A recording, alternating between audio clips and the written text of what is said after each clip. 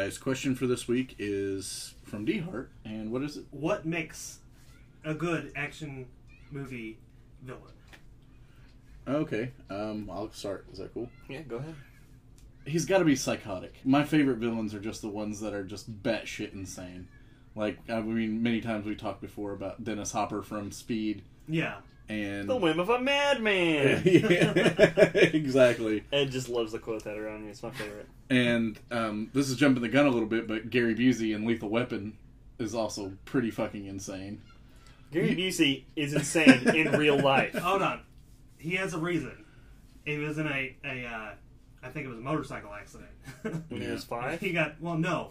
And this is actually after his big movies. And now he's really insane. Now he's real life, for real, doing Amazon commercials, very much insane. Yeah. Doesn't even know he's in them. No, I'm fairly sure he doesn't know. Yeah. Also... We'll give you this money, Gary. And you will say that you like the Amazon player, or whatever the fuck it is. Did you ever see The I'm fire. With Busey? Yes, I did. That was such a crazy show. Yeah, it was. There's no way it could have lasted because it was so fucking out there. Just hanging out with a guy. Yeah, pretty much. And he was very much insane then, too. And he's like, hey, you guys want to see my pet tigers? And they're like, no. And then also, like, De Niro in Cape Fear was pretty fucking insane. And then, actually, I just watched The Expendables 3, and Mel Gibson is fucking insane in that movie. Well... Dude, he's insane in everything. Well, yeah, but I've never seen him as a villain before. And so, he's the full villain in The You haven't Expendables seen Machete Kills? No, I have not seen that one yet. He's a villain in that too. He's more of the well, I guess it is. It's the same insane that he always is. He's a little more reserved, but it's a little more cartoony. Yeah, than it is sometimes. I mean, he's got that a little bit in the Expendables 3, but he's more like a more not caring insane. Like, I don't give a fuck. I'm gonna kill everybody. Fuck everything. So yeah, for me, that's the thing that makes a good action hero villain is having literally zero ruth, like totally ruthless. Like, you do not give a fuck about anyone. Yeah, I've never heard anyone zero ruth. Zero ruth. He is 100%. His ruth meter is all the way in the red. Negative ruth. Yeah, he has. Other people who are around him have less ruth because he's around. But yeah, they just don't give a fuck. They will shoot anyone. They don't care. Any examples? All of them. Hans Gruber. Oh yeah, blows the shit out of that one guy that called him Bubby. He's like, I'm not your Jewish grandma, and now I'm gonna fucking kill you.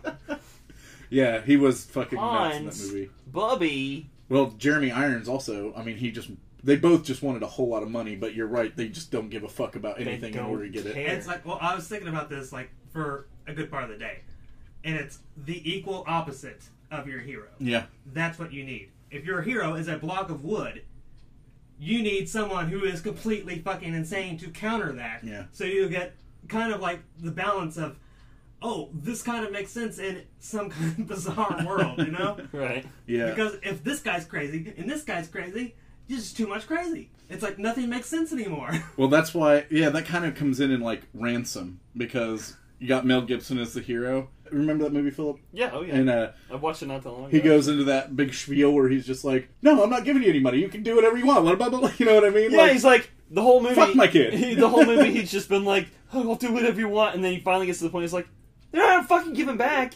So go fuck yourselves. Fuck you. And then he like slams it, and then he's like, oh shit. And then he just decides he's gonna go commit suicide. Yeah. And then Gary Sinise is equally as fucking nuts because he'll kill everybody on his team. Yeah, he's like, fuck it. You guys don't want to go with me? That was the plan all along anyway, probably. Fuck you for. Well, Gary Sinise, he's just crazy. Just look at him. Right. So it's the equal opposite theory where you got Keanu Reeves, Dennis Hopper. Great balance. Yeah. Yeah. You have Bruce Willis. Yeah. And Alan Rickman. And it's like they're so fucking opposite. Yep. But they're not too far, you know? Yeah. It's like they're just kind of, it's a balancing act. Right, they balance each other out. And which comes into play a lot, I think, in these movies, which we're doing today. Because Steven Seagal is basically a flaccid dick. He has no personality.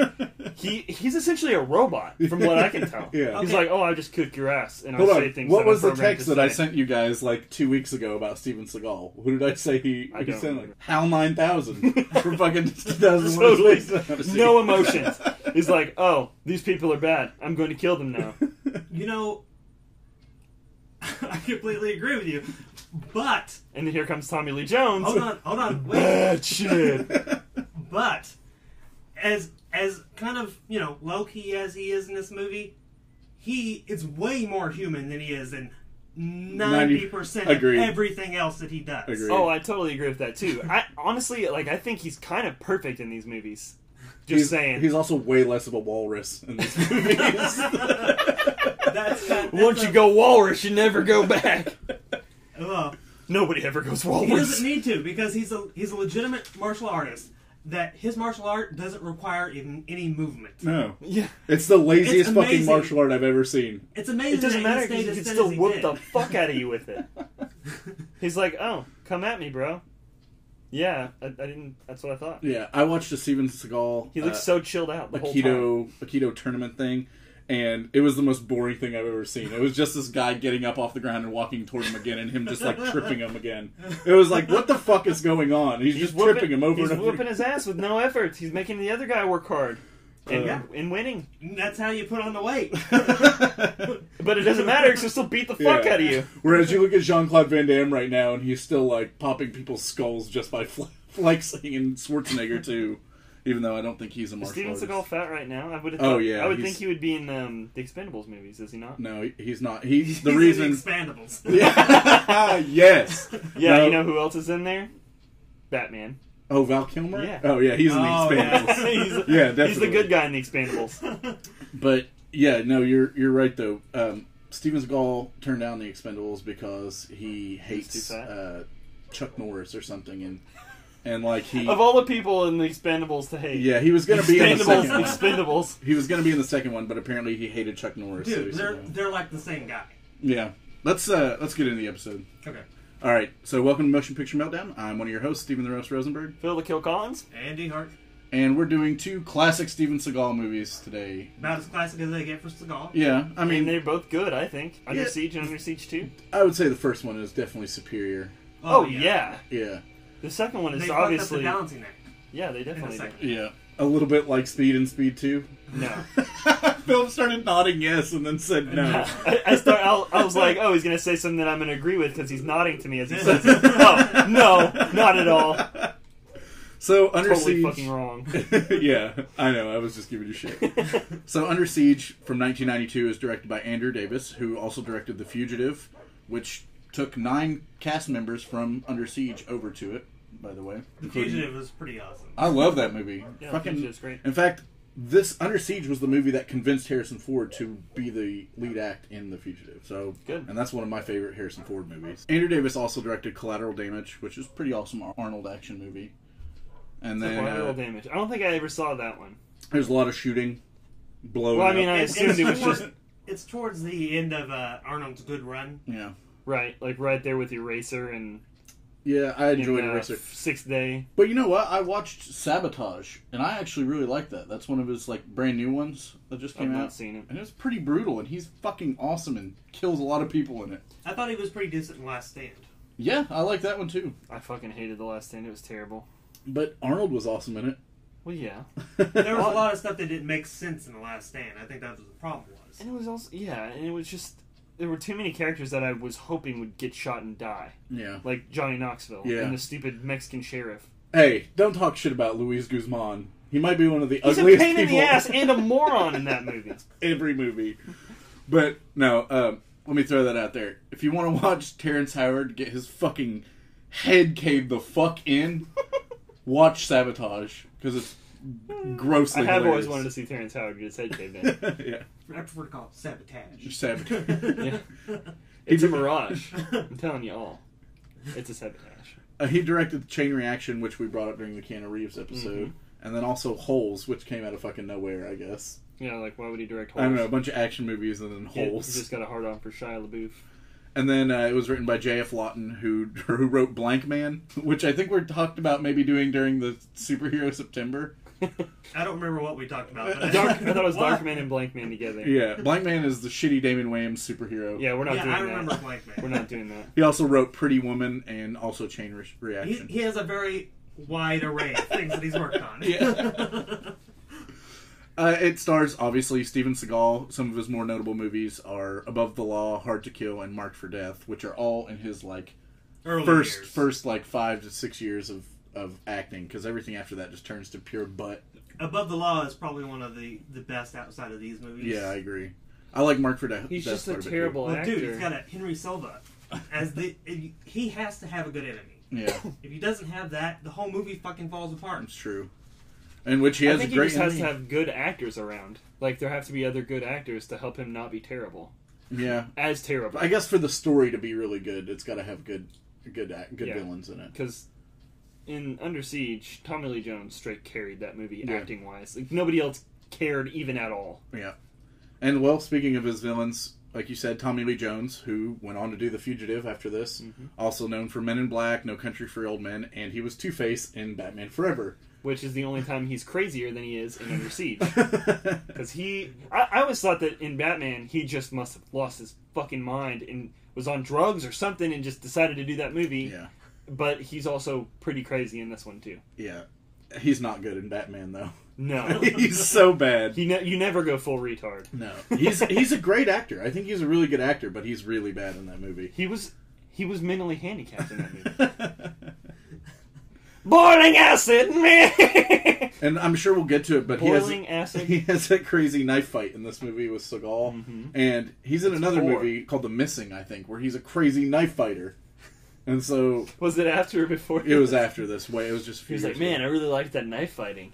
I'm going to do that for a whole movie. Maybe that's his real passion, knife fighting. And he's just looking for movies where he can do that. Yep. And then you've got Erica Laniak, who is the unnecessary female add to this movie, who was just a Playmate of the Year. No, I was going to say, so was she actually the Playmate of the Year? Yeah, she was a Playboy Playmate of the Year. Okay. She's also been in things. She was in Tales from Crypt Bordello of Blood in Beverly Hillbillies. As the pigtailed girl. She was Ellie Mae. Yeah. She was not the worst actor in the movie. Just unnecessary. But just very pointless. But she did have really nice boobs. Boobs, yeah. So, yeah, I can't really say it's unnecessary. I'm not going to complain about that, but I will say that kind of pisses me off in action movies. Like, it's not that I have any problem with women being in it, but it's the unnecessary woman counterpart, like the chick in Commando. I mean, it matters not if it's a woman. It's the unnecessary counterpart who's bumbling and just useless. That's what I meant like to say. Fucking, what's his face in Fifth Element? The guy that, Corbin, my man! Oh, Chris Tucker. Yeah, Chris Tucker. Yeah. It's just a pain in the ass. And Rob Schneider in they're meant to be Judge Dredd, They're meant to be like the comic relief, but it just is annoying and makes people want to kill them. Yeah, I mean, she didn't have any like really funny parts in this, so it reminded me very much of the chick in Commando, like the girl that he just picks up basically for no reason, and now she's just part of the storyline. I don't remember what exactly happens in Commando, so I can't deny or confirm what you just said, but I do remember that she had kind of a knack for explosives at some point. Yeah, right? she shot a 4-missile rocket launcher. Right. Yeah. I always thought that was bullshit. Yeah. No, you wouldn't be able to shoot a rocket launcher if you were... No. Yeah. You had to be trained to be able to operate guns, just generally, and then a rocket launcher is a very complex weapon. Okay, the way they explain how to use weapons in every action movie, just like a camera, point and shoot. There you go. Next scene. Did you kind of do that in a Seagal voice too? When you see the red dot, like what you see is what you get. That's exactly what he says. Yeah. So let's get into the plot of this movie. It kind of picks up on... It's supposed to be the USS Missouri. Right. Which is scheduled to be decommissioned. Right. Because it came to the rescue in Pearl Harbor.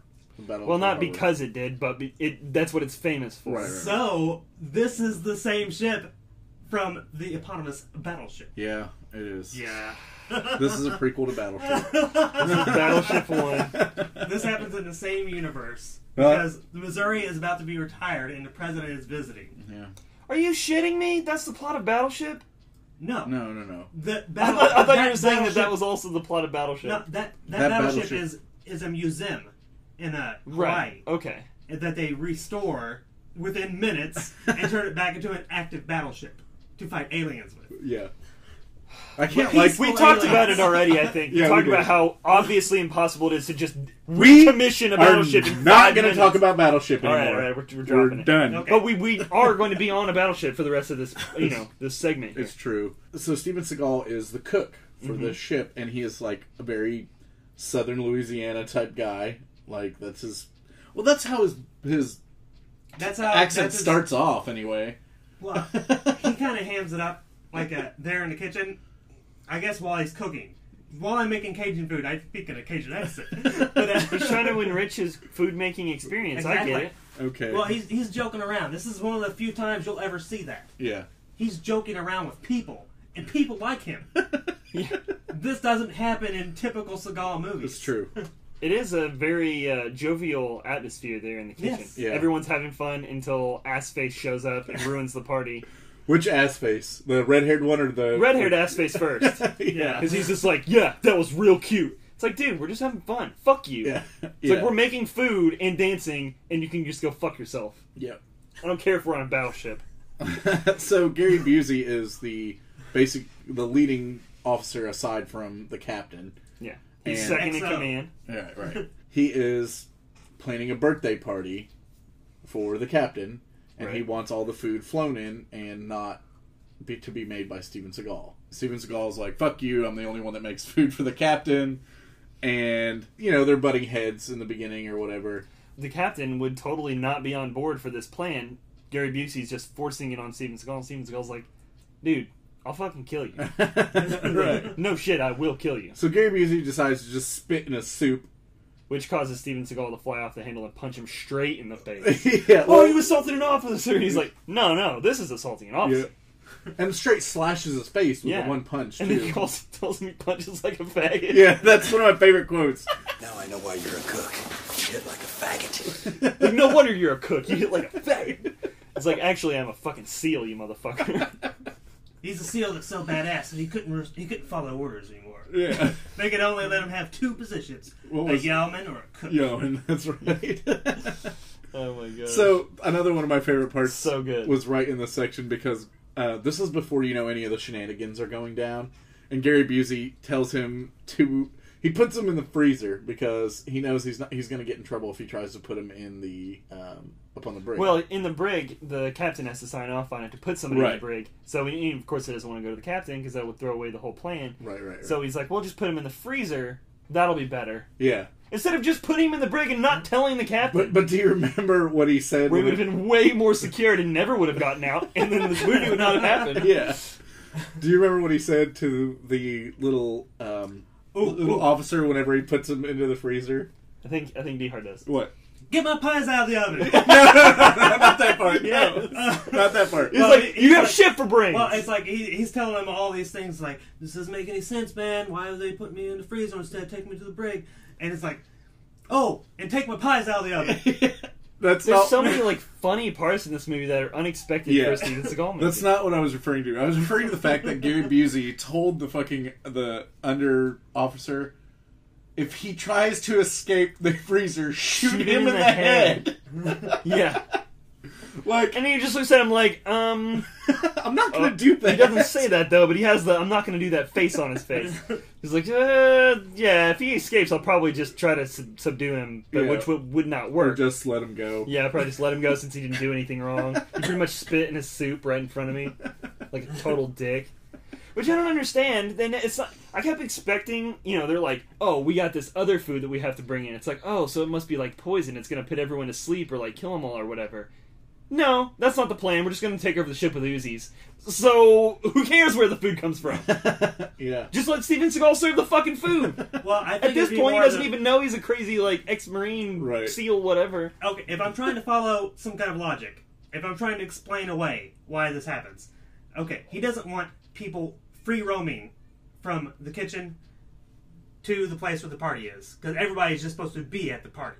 No one's supposed to leave the party area because that's where all the shit is going to go down.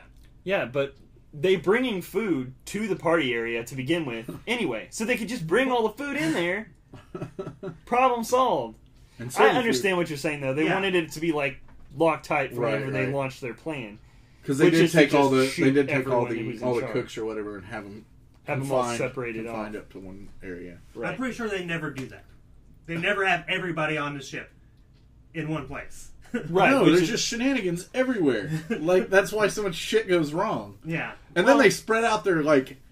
That's what happens whenever the executive officer is in on the whole thing, because he can pretty much make whatever he wants happen, and he's Gary Busey, so he's extra crazy. Extra crazy chicken. He took 2 extra crazy pills for this movie. Which, there's a whole scene where it's like, that was not necessary, Gary Busey. He rides in to the party area in drag, and it's like, why, Gary? What purpose did this serve for your plan? Party, man. Yeah. But what? It was not, I didn't even realize that was Tommy Lee Jones either, by the way. What do you mean you didn't realize it? Like until like they started taking over the party. When he first came in, whenever he was like throwing it up. Yeah, and when he was talking to the woman, whenever he was like, "Your gig's gonna be just fine." Notice? I didn't even recognize him. Well, he was just deep in the character. Yeah, man. Balls deep in that character. Balls deep. Well, the thing was, he was acting that part extra hard because not only was he being crazy Tommy Lee Jones's evil villain self, but that guy was also pretending to be a rock star. Right. Yeah. So it was like double acting. So he had to act so hard that you didn't even recognize him. It's true, he did. He did extra hard acting. He's going to act so hard! Oh my goodness. Yeah, so, as we've spoiled it, they decide to fuck everything up. This is the setup of the movie. We're going to say this is just the first 20 minutes. There's no spoiling it, really. If you watch any of this movie, you will know that Tommy Lee Jones and Gary Busey are the villains. Also, I'm not going to say spoiler alert anymore for movies that are fucking 25 years old. I'm not doing it. Yeah, I mean, it says right on the podcast what movies we're doing. If you haven't seen them, those are what we're talking about. I'm sorry. You might get something ruined for you, but if it's 30 years old... If it didn't, I'm just gonna go ahead and say if it didn't come out this year, then we cannot have to say spoiler. It's not like we're gonna get on here and be like, oh, so we went and saw Guardians of the Galaxy and this person dies. By the way, everybody dies. I didn't expect that in a Marvel movie. Everyone dies. The whole fucking universe. It's all over, man. The Marvel universe has been completely eradicated. Yeah. Spoiler alert. Yeah. That would be quite a spoiler. But anyway, only things that I don't really want to spoil are things that, one, are good.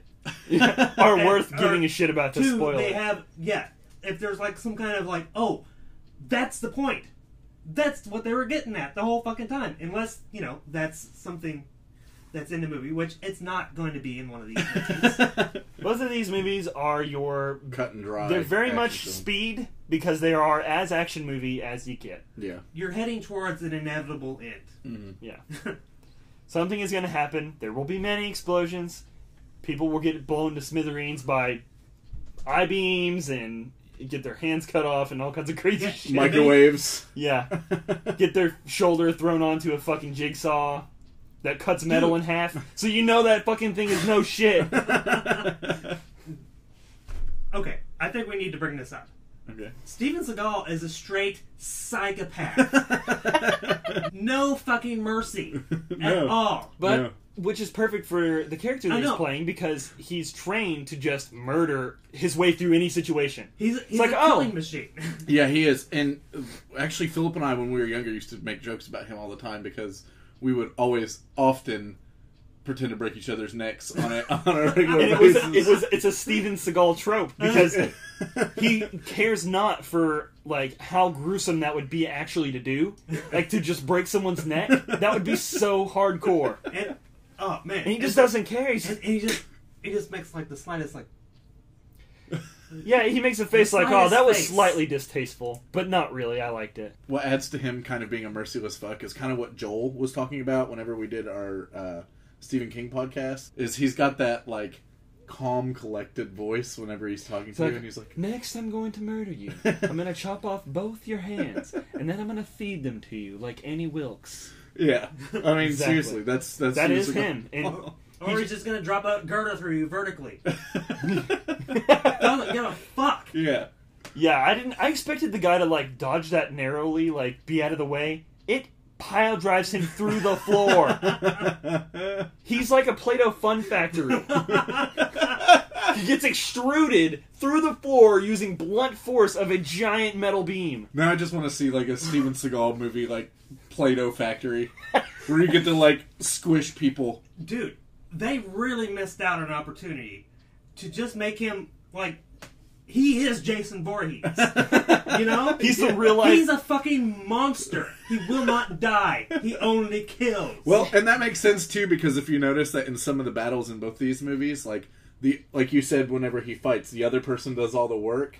Yeah, like, the other person gets his ass knocked down. Did you notice in some of the fights, like guy would get knocked down and he'd take off running and Steven Seagal would just walk after him? Like, much like Jason. He is Jason! Basically, it's Under Siege 3, Jason goes to the hood. What? What? Anyway, they did that. It was Jason Takes Manhattan. Not bad. It's the same difference. I mean, really.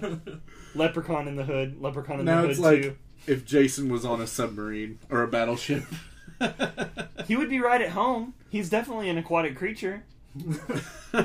No, he doesn't like the water. At least if that's what we're to believe if you've ever seen Jason versus Freddy. Yeah, but he pops out of the water to get the last kill in the first movie. Yeah, he always pops out of the water, but he doesn't like the water because that's his prison. What? It's bananas. I don't know. It doesn't make any fucking sense. Well, none of those movies make sense past the first one. Steven Seagal. I think what we need to focus on is that Steven Seagal doesn't mind murdering as many people as it takes. It's not even in a sort of comical way like Arnold Schwarzenegger in True Lies, where she's like, "Have you ever killed anyone?" And he's like, "Yeah, but they were all bad." It's like, it's a funny kind of like, he kind of thinks it's hilarious to break people's necks. Steven Seagal just is a robot. Yeah. Well, that's nothing. He has no emotion. Breaking robot. He has no emotion. Insert necks. When casualties die. Yeah. Like, no, I mean, his side, their side doesn't matter. Like, this is jumping ahead, but I know in the second one when there's hostages, he's just like jumping behind him and like using them as shields. Not using them as shields, but he is like blind firing and shit. Oh yeah, and he could easily be hitting passengers. He doesn't care. No, he doesn't at all. Could be, but he's an expert. Okay. He's an expert at poking guns around corners and just firing them at will, yeah. And then hitting all the bad guys. Okay, but also he was jumping behind corners and hiding from the guns while the bad guys just shot up all the hostages in the firefight. But what else are you going to do? It's not like you can tell them, "Hey, quit it! They're hostages. You're not supposed to shoot them." Casualties of war, man. Those guys were as good as dead if he wasn't there. Yeah, but it's true. He does save most of them at the end. But the thing is he doesn't even spoiler alert. He doesn't even fucking blink an eye. Like he's just fuck. Well, it's all part of his training, man. He just shuts. It's like any other job. You just shut off the part of your brain that cares what's happening, and you just do the job. Yep. It's like being a surgeon. Modern, he'd be listening to podcasts. Yeah. You know, while he's blowing people away. Because, exactly. He would take his earphone out and be like, "That was pretty funny." Put it back in and keep killing. They're talking about offloading tons of explosives to like sell to North Korea and whoever the hell else. Yeah, there's nuclear missiles. Tomahawks and all kinds of other code names for various kinds of explosives. Nuclear tipped missiles. Hardcore shit is happening. Mm-hmm. So, what does Steven Seagal do? What he's trained to do. Make as many bombs as possible and just kill his way to the top. Yeah. He literally just killed all of the bad guys till he got to Tommy Lee Jones and just killed him too. Yeah. Excessively killed him, by the way. He stabbed him through the fucking head! And then threw him through a computer! I feel like after he stabbed in the head, it's like, he's pretty much done. I mean, he was done. Like, okay. What did he do to him first, though? He punches him in the throat or something that would have probably killed him too. Yeah, well, he cuts him up a lot. He does something to him and then stabs him through the top of the head, like crowns him with this fucking knife. And he just goes all the way probably into his esophagus. And then he grabs his head. He grabs him by his pants and just throws him into a fucking TV. It's like, holy shit! Which is a perfect setup for the second one, where he kills the end bad guy in that one even harder than that. Yeah. Which is pretty fucking hard. So, we didn't talk about Gary Busey blowing the fuck up. We didn't talk about him blowing everyone in the movie because he's a cross-dresser.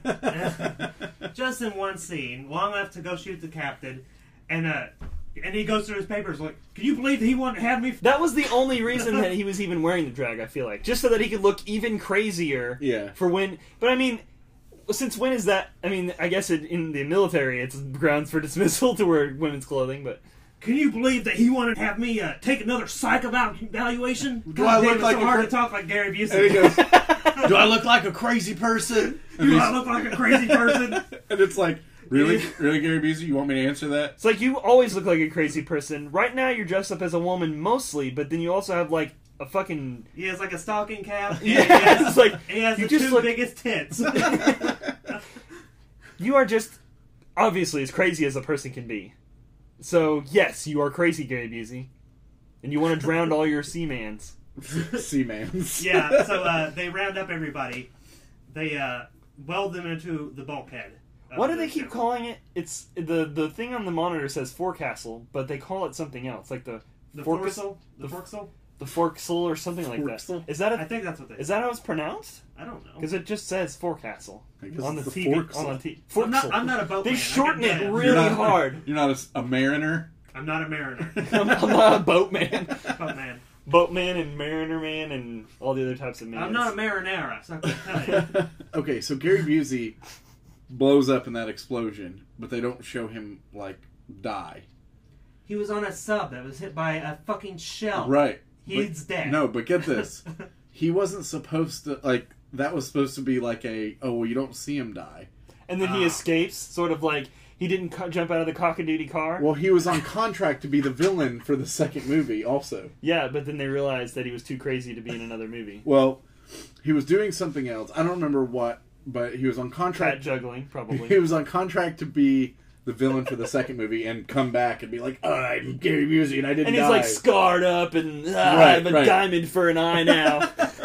You know, he may have had his accident in between that time. Could be. I know it was sometime. I'm pretty sure it was sometime in the early '90s. Like Gary I remember. Busey, I read that he was off Siege? site. Like he was off site about something, and but he ended up getting fucking paid for the second movie because he was on contract for it. Really? $750,000. Mother. He got $750,000. He got paid more than what Sandra Bullock should have made for Speed 2. And he wasn't even in the fucking movie. He was dead in that movie. Yeah. $750,000 to not be in a movie. Can we They just should have talk? at least showed his picture. You know? Right? Can we talk about how the only like continuous characters between Under Siege and Under Siege 2 are Steven Seagal and then the admirals that are like back at headquarters? Yeah. Like what? Like there are like thousands of admirals. Like why are they the same two? They're like fucking. Well, did you realize who one of the admirals was? I guess not. Kurtwood Smith. Oh, yeah. Oh well, I knew that. I'm talking about the new edition. Yeah, he Yeah. wasn't the previous admiral. The two previous admirals were just like. They're like the two grumpy men from the Muppets. Yeah. They're like, back in my day, we didn't blow up submarines. It's like, what the fuck is this? Why are these guys in this movie again? They had to like call them up specifically and get them there, and it's like, oh, it's Casey Cyback or whatever his name is. Ryback. How can it be him again? What's he doing on that train? No, they never asked that. They did. Did they? Yeah. Okay, I wasn't paying attention. They were like, "What's he doing on there?" And then the chef that's at his restaurant goes, "I think he's on vacation. with his niece." Yeah. It's not vacation. Their fucking parents just died. Before we complete, we're very close to moving on to almost completely done with the second movie. So let's go over a couple of things that I liked. You wanted to talk about. Yeah, his microwave bomb. Loved it. So good. I fucking loved it. And it was so smart because he straight turned the breaker off because he was like, they'll turn this back on and then they will blow the fuck up. Yep. This actually was nominated for Best Effects. And it was best, nominated for two things. Sound editing and effects editing. Yeah. And the effects in that were awesome when the thing blew up and he had like fucking shards of glass sticking out of Not his Tommy Lee head. Jones, but the dude that was standing closest to the microwave. That looked just like Tommy Lee Jones. Yes! That was really weird. It was like Tommy Lee Jones' stunt double for the movie also got a part as this guy that got glass shards exploded into his face. It's really the microwave became the weapon at that point. But he loves to make claymores out of just bomb materials and glass because he's just hardcore like that. Yeah, and he's he fucks them up at every fucking stage. He blows up the goddamn helicopter. he somehow he finds a cache of dudes that were like, I guess, got separated. Those are the cook people. Yeah, and he uses them to. It's actually kind of like this. Those are he his, has like his a little crew. team. Yeah. And it's like, oh, he's not doing it all himself. That's That's kind of something. surprising. Yeah. That he is not completely alone in his battle. even if he does have... Even though he has already done most of the damage on his own. There was one guy in part of his little cook posse who looked really familiar. I can't remember his name. He's like the chubbier guy. I feel like he's a neighbor in like every movie. I can't he's that pointless side character that's just like, hey, how's it going? All right, see you later. I know he was a cop in a recent movie that I saw, but I don't even remember his name, and I'm not going to look it up. I think Steven Seagal in this movie was as badass as a person could possibly be. He's the guy that everyone thinks, I could grow up to be that guy. I could be so hard and just know all about bombs and karate chopping people in the throat as hard as possible. He kills so many people with a karate chop. Oh, yeah. So many! I'm pretty sure you cannot chop somebody in the neck and they die. Yeah, you can. If you're Steven Seagal, you can.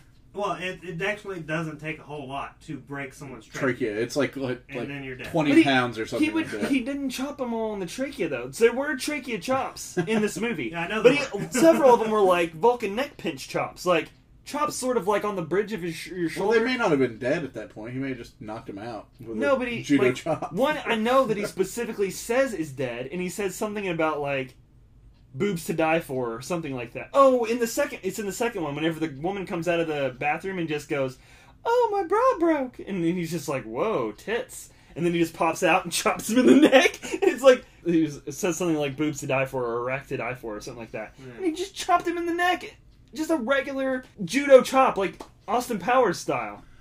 It shouldn't work in real life. No, it shouldn't at all. Yeah, I mean, if you could karate chop with the force of like an alligator bite, like maybe then. And Steven Seagal does not have the accent to pull off the one-liners either. No, he doesn't. Like when you have Schwarzenegger and Van Damme, it's not even just the accent. It's just there's got to be something interesting. It's not just deliver the line. Well, I'm pretty sure in both movies he uses the phrase "nobody beats me in the kitchen." But because he's a cook. I know, I get it. But I'm just saying it's not funny when he does it. Because he does. Now, if Arnold was going, nobody beats me in the kitchen, it's funny as fuck. Well, he could say because there's something interesting about it. I said I have a very dumb accent, the way that I talk in English. I have to work very hard to keep this accent. But I would have a regular American accent by now. But it's still, I can support it. You know? Oh, no, I totally support it. That's where his money comes from. If he eliminates that. Right. Where Steven Seagal just lacks completely. He is a blank cartridge of a human being. Like, they just...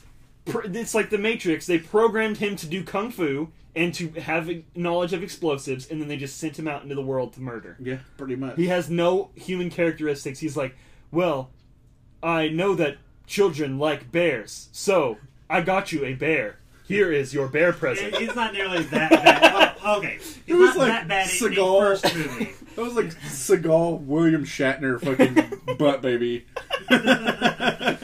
In the first movie, he's much more sociable, at least in the beginning. Right. Yeah. And after the beginning, there's really no one to socialize with. Yeah, he's just killing. He went from talking to murder. Well, he has to go on the phone and tell the boys in Washington what's up. Right. Oh, man. He kills the shit out of Tommy Lee Jones. Oh, yeah. Yeah. I think there are probably a dozen kills that I'd like to mention and just didn't write any of them down because I was just watching this movie, like, while I was, like, not ready to be taking notes. Like, it was way at the end of the day. Oh, it was definitely a check your brain at the door type of movie. Like, right. Just I mean, it was the perfect time to watch it if you're just going to watch it, but it wasn't great for me taking notes-wise. But either way, there were so many great deaths. If you just want to see a lot of awesome murders, you need to watch these movies. Yeah. There's so many creative ways that he kills people. He rips out someone's throat. He does the Rambo, what I thought was like an original Rambo move from the Rambo, the most recent one. Oh, yeah. Well, Rambo did that in other movies, though. Well, it was never quite... No, not like it's that. It's never quite as gruesome where it's like... I've seen him, like, grab some people by their throat and, like, crush their throat. Right. But never where they take a piece of their throat with them. Throw back down. And then just like, yeah, I've got your gizzard now, bitch, and throw them in. So what came out first, this or Roadhouse? That's a good question. Because Patrick Swayze... Probably Roadhouse. 80s. Yeah, this came out in, like, 91 or something. 92, yeah. And Roadhouse, I think, was late 80s. So let's give that to Patrick Swayze. Yeah. Well, I mean... Until I started doing this podcast, I never realized there were so many neck ripping out in scenes. That's apparently a fairly common way to die. And a really brutal way to die. Yeah, it's so brutal. Which, I think they just got out the checklist of how many brutal ways to die are there, and then just told Steven Seagal to do them all. Yeah. And he proceeded to do while looking lazy while he did it, though. He's like, man, this is so boring. I hate having to come in on Saturday and murder people. Yeah. Oh, there we go. His boss is just like, I'm going to need you to murder people on Sunday as well. See, you went the Office Space route. I was thinking more of the Clerks route. It's like, where he did I'm not even supposed to be here today! Exactly. Well, yeah, but that would be more emotional. I'm not even supposed to be here today. Also, I guess it doesn't matter, but I've retired from killing. I want to cook now. But alright, I guess I'll do it if you guys make me. So we never really explained. There was some kind of traumatic happening, and he punched his commanding officer out because he fucked up and got him in there with bad intel, and everyone died but Steven Seagal. Right. Okay, in Panama, him and since Panama. Yeah, it's. I love that. It's the classic. His crew got pretty much slaughtered, with the exception of him, because he's so badass. Yeah, there was no one that could kill him. The CIA, which is a running theme, at least in his early movies, hates the fucking CIA. He probably really hates them for some reason. I'm pretty sure he does. When he's not playing blues guitar and having Russian sex slaves, or he hates the CIA. Or when he's not driving around pretending to be a cop and harassing black kids. Yeah. That's a real reality show that he's in. I know, it's called Lawman. Yeah, I watched an episode of it, and all he did was harass black kids. Yeah. The entire time. That's all that police do, right? He was literally, it was a reality show. He was actually doing what they're trained to do, which is harass minorities. Fair enough. You know that he was I don't know if he was arrested. I know that he had some kind of lawsuit go on where he had 2 fucking Russian sex slaves living in his basement. What? Yeah, no shit. He had 2... I am so sick of finding out these horrible things about actors. After he watches the movies, too. Oh, he's badass. Mark Wahlberg stabbed a guy's eye out. What? In real life. It was a fucking hate crime. He did it because he was Korean or something. That's fucking crazy. He fucking gouged out a dude's eye. He was trying to kill him. Okay, well, if he was trying to kill him, I can understand. It's it wasn't a fight. It was an elderly man on the street, and he just attacked him. Oh, wait. The elderly man wasn't trying to kill him.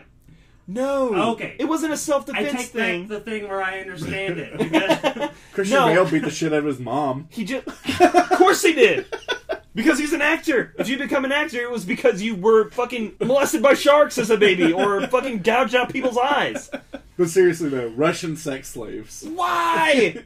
You're Steven Seagal. You can get anyone you want. You're rich. You can. Well, this was last year. I believe they're called mail-order brides. Are we going to draw the line somehow? I mean, you're kept in the basement for sex only. You're pretty much a sex slave. Okay, are we going to split hairs here? Am I wrong? We don't know that they didn't want to come out of the basement. To have sex. I would have to ask them first. Did you want to stay in the basement? If we asked them, they would have probably. If they asked them, they would have probably said, "Does Steven Seagal want me to come out of the basement?" Yeah, and they would have been like, "Oh, that shouldn't be your answer." Judging from the look on his face, I would say that he doesn't want you to come out. Just no, we're fine here. Stay down there.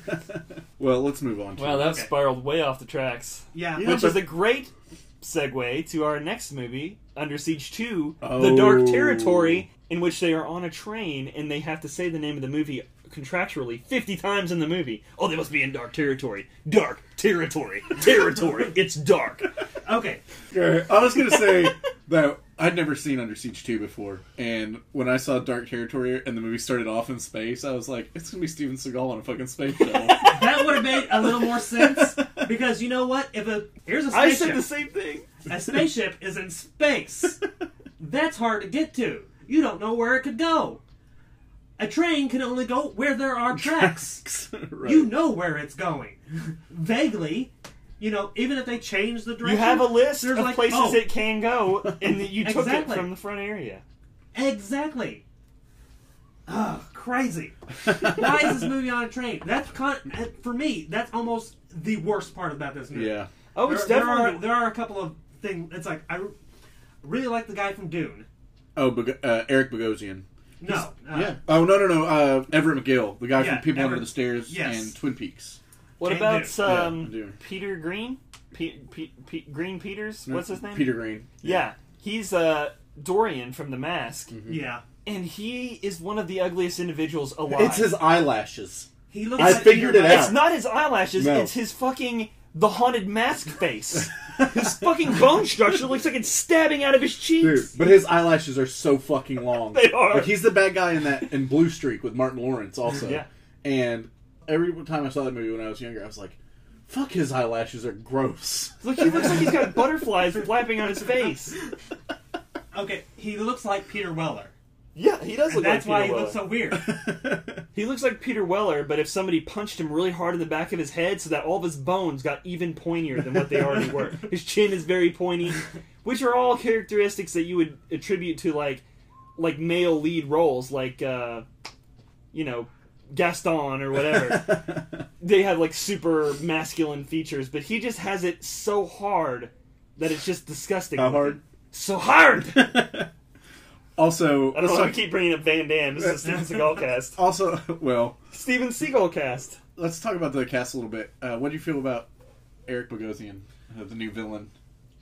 Really could have done without him. Yeah, It's like he was too weak. He just looked like a spoiled little brat. yeah, I agree. He's more notable roles are from Dolores Claiborne and Talk Radio, but he also does a lot of voices for Mike Judge stuff. Like, he is a shitload of voices in Beavis and Butthead. I didn't realize that. Yeah, he is the voice. He definitely has a face for radio, if you know what I mean. Yeah, maybe that's why he has a movie called Talk Radio. Hmm? Well, it still should have been a radio show called Talk Radio. Steven Seagal's daughter in this was Catherine Hale, Mm-hmm. like the chick from Knocked Up. Yeah. Like, never knew that, but I never saw this movie before. Yeah, I was going to say, I saw her in the credits, and I was like, huh, didn't know she was in this. And then, did you realize who the black sidekick 27 was? Dresses. Or 27 Bridesmaid Dresses? Yeah. Yeah, 27 Dresses. Go ahead, I'm sorry. Morris Chestnut, the black guy. The porter. Morris Porter. Chestnut. Is that not a cat's name? Morris Chestnut? Did you Come here, realize- Morris Chestnut. He's in one of your favorite shows. Really? Yeah, he's the security guard in American Horror Story, the first season. I don't even remember the first season. He's the guy, not Jessica Lange, but the redheaded girl, the wife of Dylan McDermott's ass. Is her, like, crazy bodyguard. Oh, okay, yeah. He's in this movie? Yeah, he's the sidekick. The black guy, the sidekick. No. Yeah, that's him, man. That's the same guy? Same guy. No. Yeah. He's also in Boys in the Hood. Why is he always a very professional African-American man? Because he was like, motherfucker, I am a porter. You do not tell me I'm a busboy. And then he was like, are we going to split hairs here? Am I wrong? And then he proceeded to get his face caved in. One thing I was super impressed about this when I read in the trivia was that all the inner train car shots were all done in a studio. Like, it does a really good job of convincing you that it was filmed on a fucking train. Yeah. But I guess that's what happens whenever your first movie had, like, made quadruple its budget. And then, of course, your second movie is just going to have a runaway budget. Yeah. Which you forgot to spend, and then you decided, oh, we'll just spend it all in the last scene where we have everything in the world explode. Actually, I wouldn't be surprised if this had like a fraction of the budget, because a lot of times what they'll do is something will be a big hit, so they'll draw it back just a little bit, and it won't be quite as big as a hit, and they'll just keep lowering the budgets. Yeah. Right, but even it though seems it's like still successful. it seems like always that the second movie, everyone gets paid more. Like in Speed 2, whenever fucking Sandra Bullock makes $11 fucking million, which is like a quarter of the budget for this movie. Yeah. Another thing to make you hate Steven Seagal a little more. Besides the Russian sex slave. Yeah, apparently Jenny McCarthy tried out for the role of the stewardess lady, Kelly or The one whatever. who gets shot in the leg. Yeah, that lady. And he made her fucking strip for the role. And then What? And then wouldn't give her the part because he was the co-producer for this movie, the executive producer for this movie. It was like, I'm the producer for this movie. You don't have to get naked or anything, but it would help if you did. Yeah, like he straight up told her there was no nude scenes in this movie, but she needed to strip for him to take her on the role, and so she didn't do it. Well, thank God. Yeah, but it is Jenny McCarthy, so I'm kind of surprised she didn't do it. She's like, look, if this was anybody else, I would do it, but you're fucking Steven Seagal. I'm pretty sure you're a robot that has a camera embedded in your skull, and you'll just record the whole thing, and that shit will be all over Facebook in 20 This years is when it's uploading invented. to the internet. Beep, beep, beep. Yeah. Exactly. Pre-internet days, doesn't matter. Still a robot. Oh yeah, well he would have. He's still HAL internet 9000. days. He just would have been on dial-up. Yeah, fucking Prodigy or whatever. Well, no, it wouldn't have worked because they were in dark territory. Wink, wink. God. Fuck you. So they spend they spend 45 minutes of this movie talking about how there's no signal sometimes when you're on a train. You know, Who cares? in a dark territory. Who cares? Yeah, it's very... Oh, but they must be in dark territory. That's why we can't reach them on the phone. That's a major plot point. Everyone has to know. Dark territory. They're in it. And then he It's just looks. dark. Then he just looks at the audience and goes, "The name of the movie is Dark Territory." Yeah. This movie you're watching, it's called Dark Territory. You get it? Wink, wink, wink, wink. Nod, nod, nod. Yes. Okay. We fucking get it, Steven Seagal. Oh yeah. But I don't think he actually ever says it. No. He He's does too busy killing people. He does read it on a piece of paper, though. Another mention of the fucking name of the movie. Why does it have to be in there? He kills the shit out of everyone in this movie too. Oh, yeah. That's And what he does. He has one of your favorite things ever, which is just to use a pager to tell you that you're fucked right before you blow up. Totally fucking unnecessary. That was the but best I love thing it. ever. I fucking love it. Pager bomb. He goes, I gotta page somebody real quick. Yeah. And he takes the pager bomb and tosses it to Okay, him. let's not skip what he fucking attaches that pager bomb to. It's a fucking martini shaker filled Yeah. with glass. Two martini shakers filled with explosives and glass. And the detonator is just lighter fluid inside of a little Tupperware container with electrical wires in there. That's the detonator, and that's how the pager sets it off. By when you get the page that says you're fucked, that means you're already fucked. by It's the a time. shrapnel bomb. Yeah. He's It's also- like Claymore. broken pieces of glass Right. everywhere. He's also MacGyver, by the way. Oh, no. MacGyver is a bitch compared to him. He's like, oh, this is like a little table or a little place where they keep like a few different kinds of drinks and maybe some cleaning supplies. I can definitely make at least 10 bombs out of this. And the first one, it makes perfect sense because he's in his natural habitat on board of... It's natural. on board of habitat. a... Well, I mean... He doesn't live there. He does live there. He's the cook on the boat. Okay. He's trained for this exclusively. Yeah. And he knows how to make a nuclear-tipped bomb into a fucking submarine sinking device. And pies. But but before we Take my pies out! before we go any further, let's just get the very basics of the plot. Okay, Kurtwood It's very Smith thinly is veiled plot. he's like this military brass, Right. and they're testing out this new surveillance stuff, Which they equipment, told NASA satellites. was a weather satellite, and they're all just laughing at NASA because of it. I think they're like, NASA, pff, so gullible, dumbasses. Well, it's surveillance coupled with apparently the ability to create fucking earthquakes on the ground and in the air. Yeah. Clearly possible. Meanwhile, Continue. Well, I mean, but that's just one of those things where it's like, okay, it's just a magical weapon. Who Yeah. cares? Who cares? Who cares Yeah. how it It works? is. Action movie weapon. Yeah. okay, and meanwhile, Seagal, his brother, has died, Mhm. and he is He's very sad, Seagal. he is meeting up with. I am sad now. Time to go find my niece and give her this bear. Yes, he's meeting up with his niece to go cross country on a train because they died in a airplane crash. Which he so would- they don't want to fly. That is the they just died in this airplane crash, so we're not gonna fly. It's like, well, what are the odds that it's going to happen again? also, it's the safest way to travel. So just use your logical robot brain to find out that just do that anyway. Who cares if that's how someone just died? Also, but that won't make us on a train, will it? And we have to be on a train for this movie because we have to be able to shoot 50 guns. And being what? Dark territory. I have to disagree with your safest way to travel, and I think it would be hamster wheel. Nothing Well- can penetrate. You are invincible. Continue. Or a machine gun. What do you mean? What are you talking A about? giant hamster wheel. Yeah, you don't like on American Gladiators? It's not impenetrable. It is. Show me anything that can penetrate a hamster wheel, and I will show you you mean a magic hamster? weapon. You mean a hamster ball? Yeah. Whatever. A Ball. hamster wheel is just a Okay, wheel. well, Open wheel. it's a ball. A hamster ball is. Totally different hamster apparatus. Okay, well, he Okay. named it. So the hamster wheel, it's like Bubble Boy. It's like the safest way to Yes. travel because nothing can get in or out.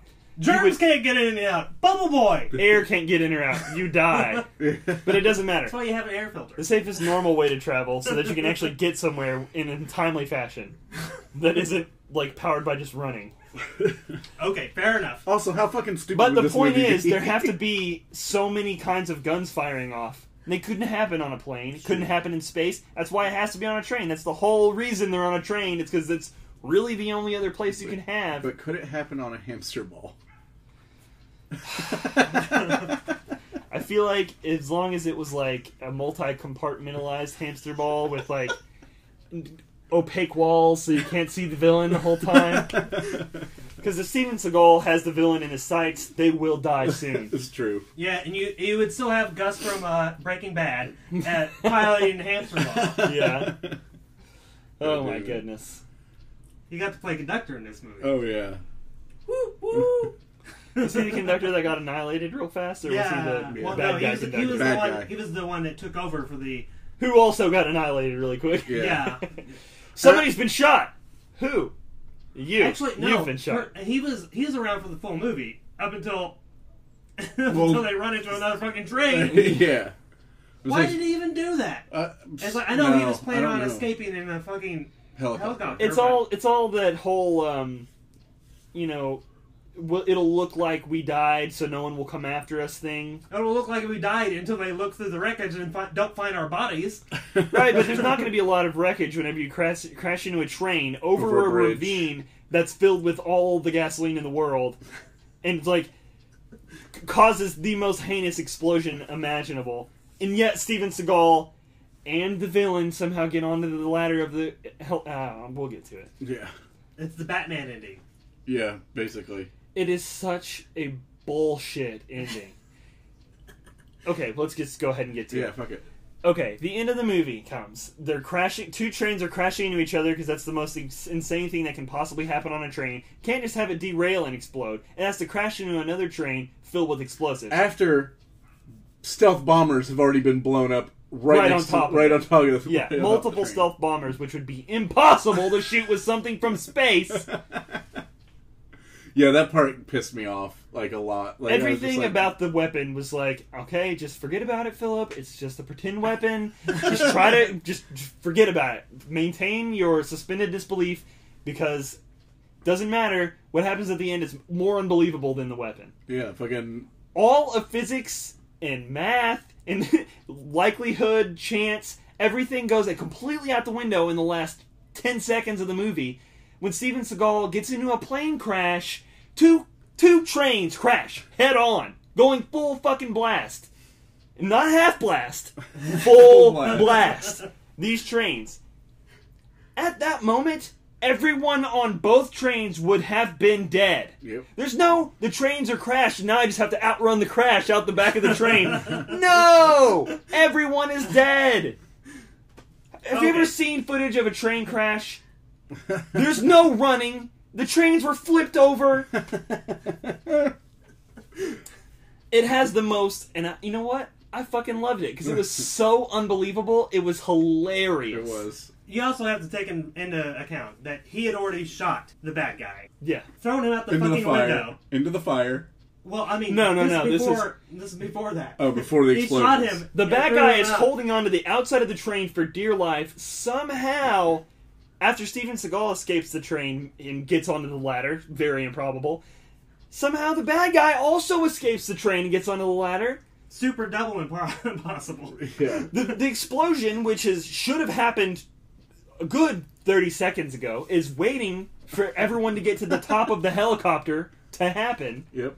That explosion finally happens. The bad guy gets his fingers cut off by the sliding door. Dude, not yet. He's on fire at this point. Yeah, he is on fire. And he's been shot. Yeah. And he's like just hanging for dear life. He's gotten the shit beat out of him too. Yeah. Don't forget, Steven Seagal gave him a hell of an ass whooping real quick. Yeah.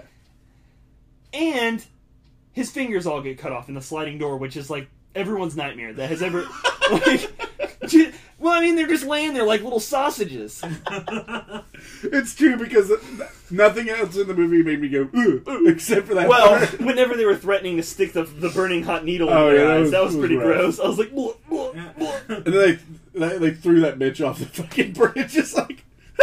They throw the first guy out and they shoot him while he's flying out, and he's just myrtleized. Yeah. Like, he's full of holes and headed to his like rocky doom. Then they throw her out and she's like, I'm gonna fall into the water though, but it might be okay. And then it's like, no, she fell like 200 feet. She's dead. It's like, But why did she have to, why did they have to make it so clear that she fell right into the actual water? Like, oh, she's gonna somehow get to dry land and be able to talk to someone and tell them that the train or whatever. Well, I'm pretty sure that was more of it's taking a really long time. There was a There second. she goes, and there's the water, but no payoff. She just splashes. There's another, but there Could be was alive, a great. could be dead. There was She's a great dead, payoff though. There was a great payoff for another fall. That when the dude shot the fucking line and he fell and he hit the side of the cliff and you hear his legs just go. And then he's just like, and falls down the rest of the cliff. And I was just It's very poor special effects, but it was awesome. Yeah. Oh man, what about when he's hanging from the side of a cliff. Train has stopped. That's why everyone's outside the train. Okay. A guy rappels down next to him. And it's like, hey, I've got a gun. I'm gonna fuck you up. And I'm like, no, you're not. Smashes his face against the fucking cliffside. Gets the.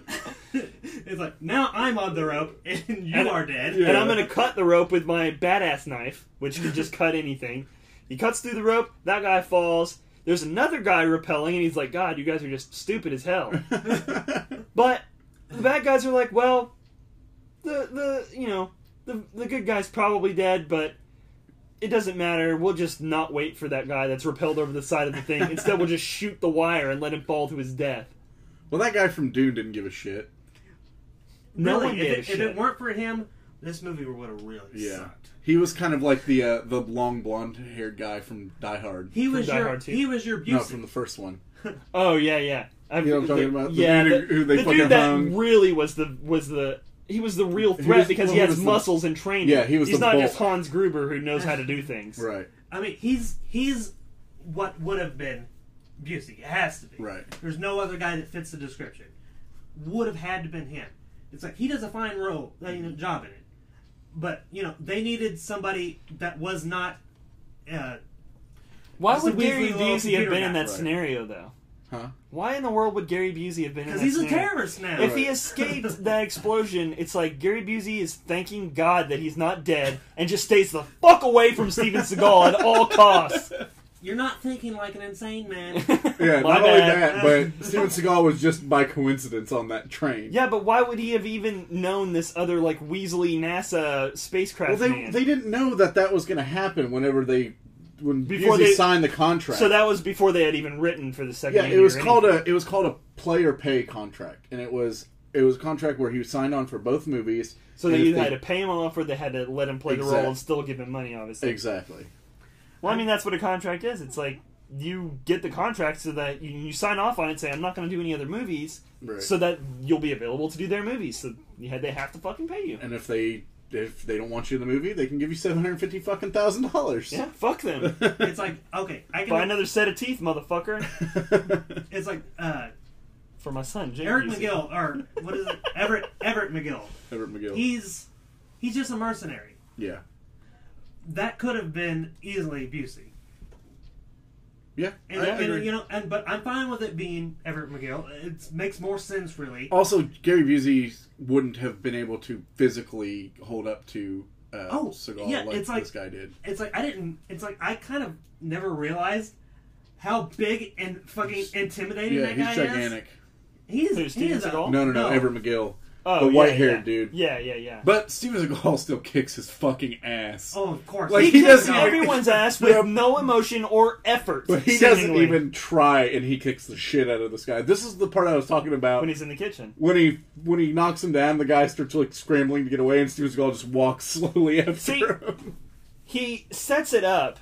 The white-haired man sets it up by being like, "I'm gonna fight him, hand-to-hand combat." And Right. it's one of those scenarios that happens in 100 other action movies where it's like, oh shit, this guy is one of those tough motherfuckers that not even the main good guy can even think about trying to fight, Right. and will get his ass handed to him by, and will just somehow luckily kill him by throwing him through a steam pipe.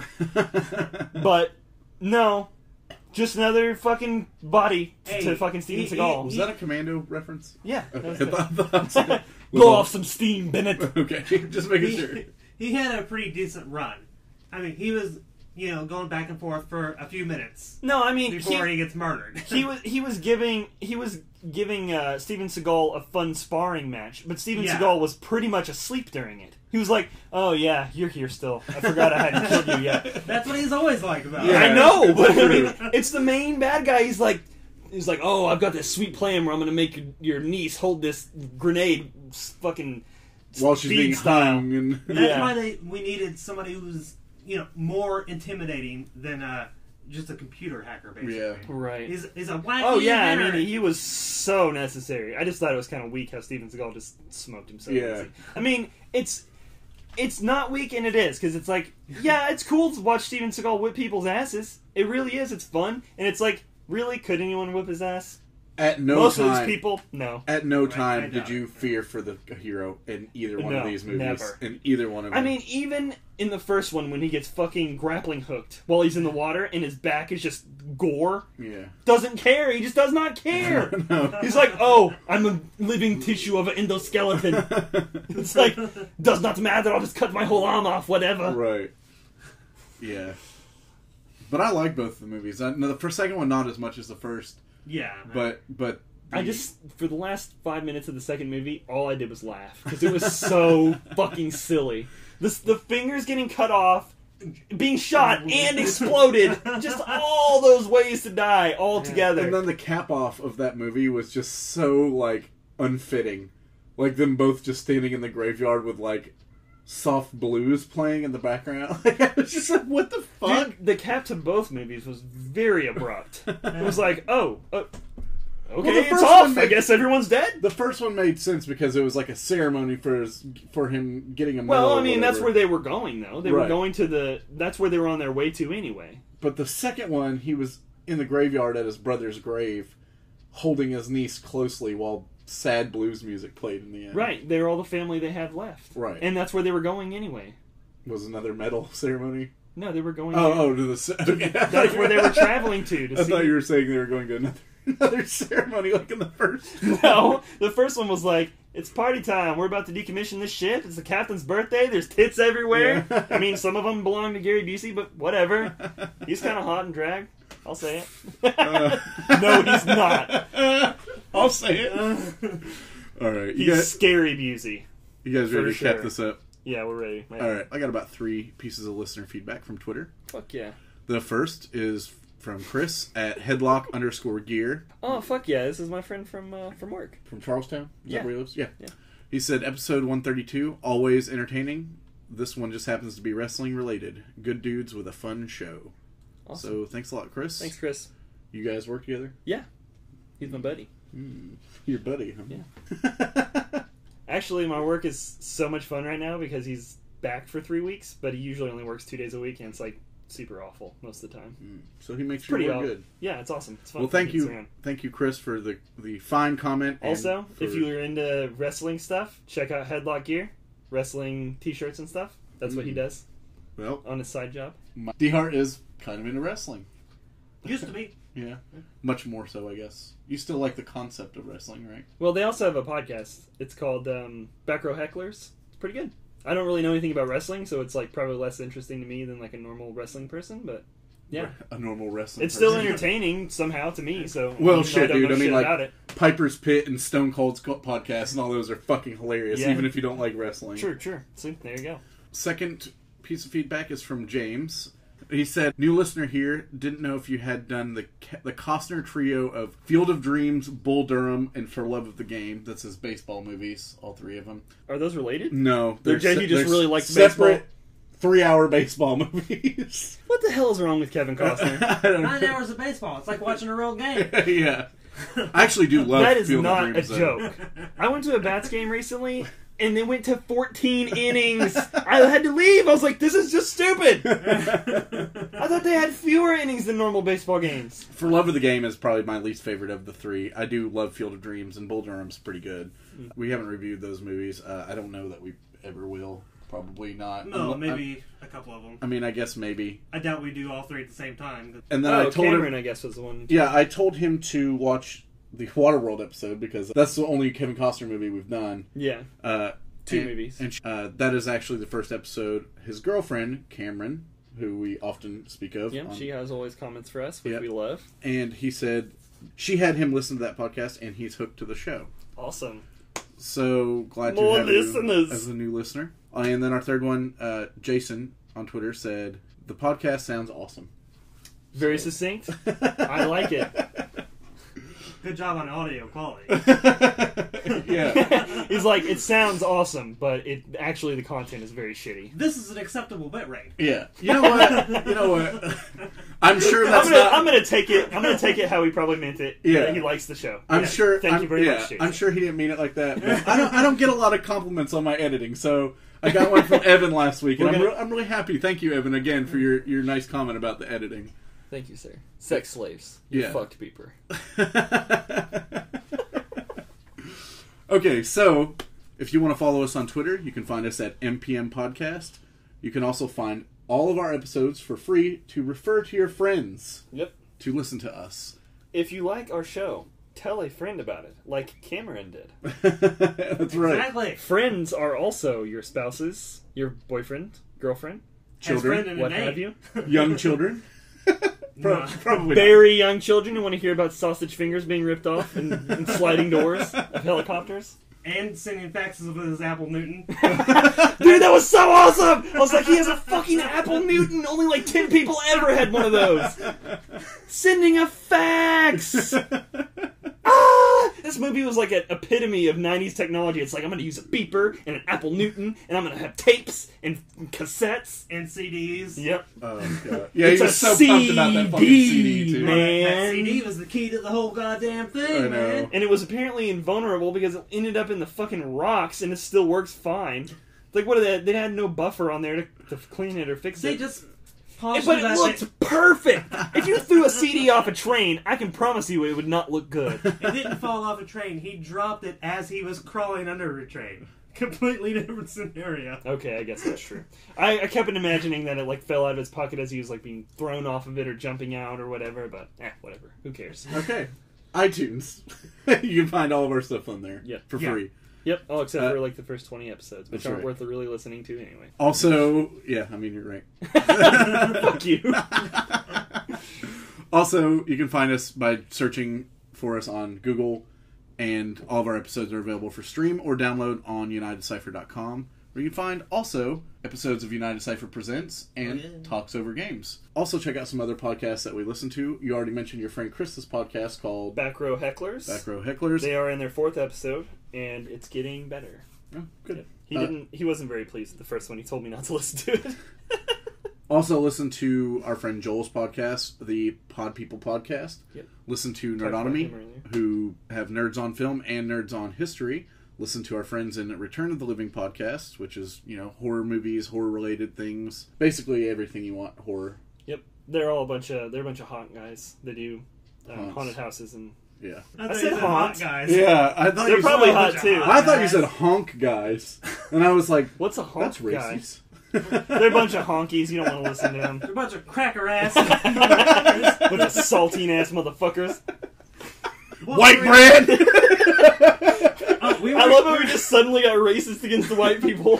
All at the end. Oh yeah, were we ending this show? Were we ending this show? I think we were. The show never ends. Okay. So you can find us on YouTube. Also, check out Empire Comics, where you can find awesome comic and card stuff. Also, check out fivefingertees.com for awesome shirts at amazing prices. I'm one of your hosts, Steven the Roast Rosenberg. Phil the Kill Collins. And DeHart. And we'll see you next time. It's all just an illusion down these different shades of life.